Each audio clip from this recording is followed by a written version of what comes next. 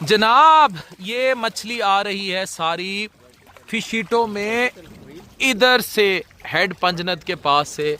ये देखें कितनी बड़ी बड़ी मछली, ये सब दरिया के पानी में पली है और ये जबरदस्त रहू है, इसमें रहू भी है और पेंगेसिस भी है। पेंगेसिस और रहू, ये जो इतनी बड़ी है ये रहू मछली है।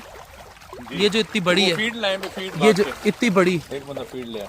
जबरदस्त जबरदस्त। अलीपुर में आया सैलाब, सब बहा कर ले गया, नहीं बहा सका तो ये आला क्वालिटी की मछली नहीं बहा सका जो fishito.com में आ रही है। ये इनके बच्चे हैं, ये बड़ी हो जाती है मछली और अभी मजीद बड़ी होगी आला क्वालिटी की। और ये देखें जनाब, ये कितना बड़ा फॉर्म है। इट्स ऑल बिलोंग्स टू फिशीटो। ये ड्रम ऊपर हो जाते हैं, जितना मर्जी सैलाब आए ये मछली सैलाब का पानी नहीं ले जा सकेगा। अलीपुर में कितना ज्यादा सैलाब आया, लोगों के जो फॉर्म्स थे कुछ भी था सब बह गया, एक चीज नहीं भाई। ये देखें ड्रम्स पे बनी हुई केज फार्मिंग, ये क्या है जहांगीर साहब बताएंगे। ये ड्रम ऊपर हो जाते हैं, कहीं नहीं लेके गया सैलाब मछली। क्यों नहीं गई मछली? डॉक्टर साहब ये सारा फ्लोटिंग प्रोजेक्ट है, ये सारा ड्रम्स के ऊपर पूरा आप देखें फ्लोटिंग प्रोजेक्ट है।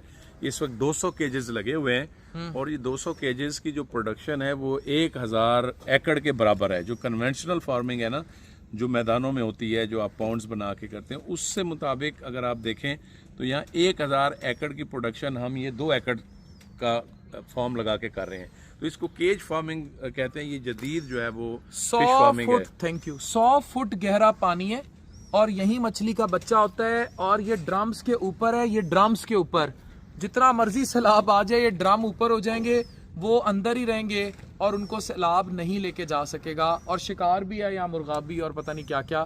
सो ये मछली इस जाल के अंदर रहती है, इस जाल से बाहर मछली जा ही नहीं सकती। सही, इस जाल के अंदर रहता है। This is an amazing idea जी। ये बिल्कुल पूरी दुनिया में केज फार्मिंग हो रही है इस वक्त। पाकिस्तान का ये पहला पायलट प्रोजेक्ट लगा है। ये सारा फिशीटो का ही प्रोजेक्ट है और हमारी जो प्रोडक्शन हो रही है मछली की वो इसी फॉर्म से हो रही है। सारी रिवर की हमारी मछली है, दरिया की जो मछली है वो हम पैदा करके फिशीटो में दे रहे हैं।